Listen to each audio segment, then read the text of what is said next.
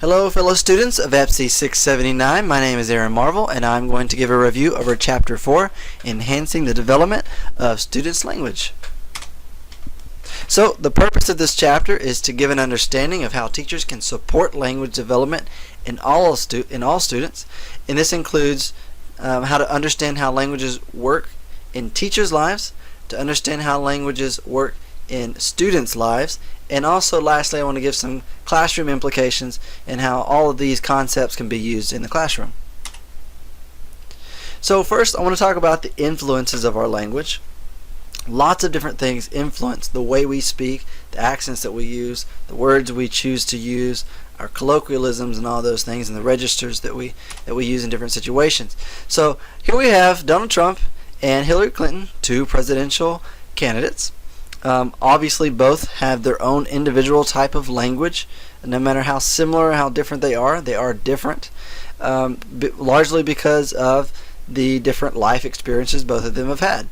So first of all, both of them are from different regions. I'm not sure exactly where either of them are from. I know Hillary was born in Chicago. She was a senator in New York. She was the husband of a governor in Arkansas, and so she has several different regional influences on her life.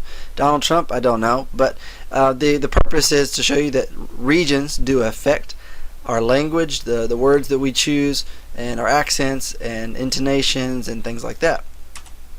Next, we have different types of social situations.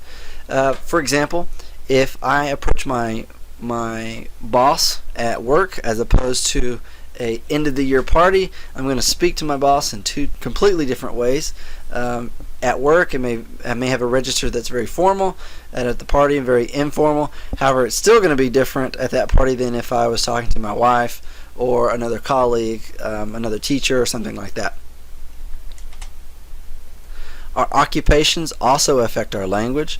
Largely our vocabulary that we use. Donald Trump and Hillary Clinton are going to use very specific vocabulary to politics and whatever businesses they're involved in and things like that. As educators, we have our very specific language, our very specific jargon that we use, different types of topics that we talk about. Very specialized language within that discipline.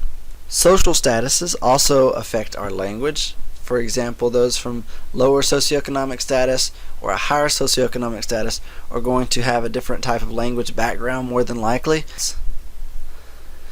Whether I am from a rural area or an urban area, or if I'm from a suburban area in the middle of downtown New York, or in the backwoods of Arkansas, or in the plains of Texas, all these areas are going to have different patterns of speech, different accents, and different ways of approaching different people, different attitudes that come out through language and things like this. And lastly, the relationships. Kind of like what I was talking about earlier in the social situations, my relationship with an individual is going to determine largely how I approach that person, the body language I give, the register that I choose to use. I've had several different bosses throughout my life, but I've had a different relationship with each boss. So I've had one boss that I was very distant from, and everything was very business, very formal. And then I've had conversations with employers that I've had a closer relationship with, and there might be some more bantering going on and more informal register and things like that. And so the reasons I want to talk about the influences of our language is I think this really sheds light on how each of us have individual tendencies and individual languages, and there is no one particular language that's inferior or superior than another. They're all different. So at the bottom I have a link that you can open now, or you can open later after you're done with the video. But it's a video of a gentleman that's speaking at a restaurant, and he's speaking in English. But I wanted to show this video in particular because it's a very specialized type of English in a very specific region. I'm sure you're going to figure out what it is once you begin to listen to him. But I also wanted to show it before I start talking about some other things later on, is that this is a very good example of how even though someone is speaking your language, your first language, doesn't mean you understand everything that they're saying. A lot of students don't come to school ready to understand and to be exposed to and to participate in standard English. So take a look at that video, and I think it'll be eye-opening on how even someone who speaks English, we don't often understand everything that they're saying. So again, there is no incorrect or bad English. There's just different types of English or different types of language. And to kind of flesh this out even further, I wanted to talk about the processes of learning a language. So the basic structure lasts for about 5 years. So by the time you're 5 years old, you already have the basic structure of your language. The next 5 years, you're incorporating more complex grammar into your language. And then for the next 10 years, the richer vocabulary. And so here's 3 examples of an individual that's saying really the same thing, 3 different individuals saying the exact same, giving the same message, but saying it in 3 different ways with different linguistical rules and structures. There's not one that's better or worse than the other. They all have their own rules that you must follow within that vernacular, and they all have their own particular situations where you would use this type of phrase. So the first one you have, he finna go to work, and then he's fixing to go to work, and he's about to go to work. Now obviously the third one is the standard English that is typically valued in schools and what would be expected of a student coming into school.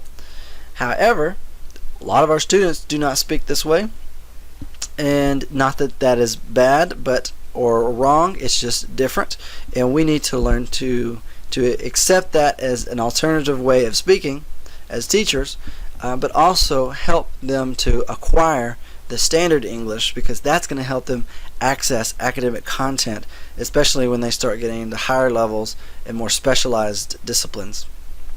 Next, I want to talk about language identity.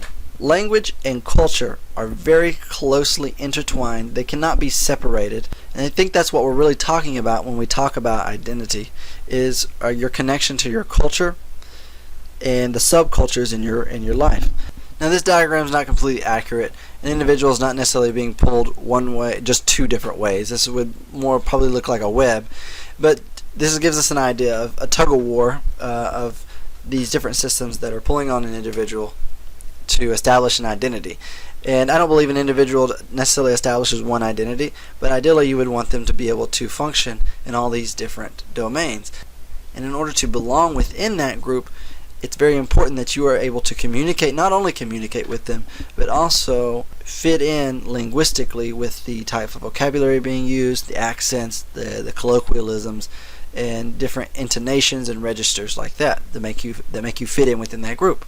And the same works for family and for culture. I really wanted to specifically talk about nationality, because I think that's very important with our ELL students that may come from different countries, and they may feel guilty for trying to learn a second language, or maybe abandoning their first language, which is very much so connected to the country that they're from.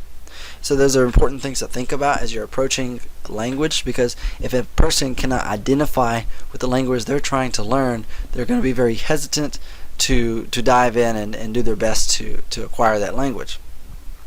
Also, we have teachers that are trying to build this standard English within individuals, and a lot of times to the minorities that language may be deemed the white language, so that might be very contrary to their culture. Also, employers expect individuals to speak in a certain way, and the region and the social class and so on. So as teachers, we don't want to have an individual completely abandon any type of previous language or previous vernacular. We want them to be able to continue to function within that vernacular, because we don't want to have them ostracized from that group. But we do want them to be able to function within academic settings. So there are several things that teachers need to know or need to do in order to help their students best acquire languages within the classroom. First of all, they need to be conscious of their own language patterns. If they can be metacognitive about their language use, then they can better avoid communicating to students that they have a language problem or that their language is inferior. Also, they need to understand the intricacies of language so that they can recognize the strengths and the weaknesses of their student language. If you can accurately assess the strengths and weaknesses of a student, then you're better able to give them support. They also need to understand how language can include and exclude students. And I'm not talking about just students who don't know English at all, but also students who come from backgrounds that are not standard English, and that causes them difficulty within the classroom. Often they don't understand all the academic language that's being spoken. Also, they need to recognize the language demands placed on the students so that the teachers can help make the content more available. There's certain strategies that they can use that we'll talk about in a minute. And lastly, they need to provide opportunities for students to experience, to be exposed to the language, and to use the language from various disciplines and social situations. So lastly, we have at the bottom of this page a link to a news report about the Ron Clark Academy. You may or may not have heard of Ron Clark. He has a movie out called The Ron Clark Story, and I had the privilege of visiting this school this past semester, and I was extremely impressed by many things, but mostly about the ability of the students to use high levels of academic language. And I remember the first class I walked into, and the teachers get to observe the students in their real setting, and I was listening to the teacher using this very, very academic, esoteric, and specialized language that was difficult for me to even understand some of it as an educated teacher. And I thought, wow, he's speaking way over these students' heads. But then he gave the students the opportunity to discuss not just student to teacher, but student to student. And I was amazed by the ability of the students to use the vocabulary fluently and accurately. And as I went from class to class to class, I began to realize that that was the expectation. The expectation was to use high language from the teachers, but also to ensure that the students got opportunities to use the language on a daily basis in every classroom, every single day. And over time, these students formed this ability to use language at a very high level that is not common in 5th through 8th grade. Okay, so the last slide is what students need. Now, students need opportunities first to use language in an authentic way. In the beginning, it may be kind of contrived, but it eventually needs to be authentic, needs to be relevant, needs to be real world. At the top right, we have a student that's presenting. The students need opportunities to participate using the language, not just hearing it all the time. At the bottom left, we have a child playing with blocks, and that represents the students playing with the language. They have to make errors. Over time, the child self-corrects because they're listening to the right way. They're acquiring the right grammatical rules over time, and that's exactly what needs to happen within the classroom. And then the last picture on the right is an individual writing. When we talk about participating in language, we don't talk about just oral participation, but also written participation, making those different pathways to the brain, to the vocabulary, and to the syntax, giving them opportunities to use it on paper. And then the middle picture represents the different strategies that teachers can use in order to support and to scaffold the language use. And this is a great tool for teachers to use. This is sentence stems. It actually gives the students the beginning of the sentence, and then they just have to fill in the rest. So just a quick overview. In this review, we talked about the influences of our language. So can you answer some of these questions? What influences our language? Think back to the second slide. Why is no language inferior or superior? How does literacy affect language development? How can language identity hinder or encourage language acquisition? What should teachers understand about language development?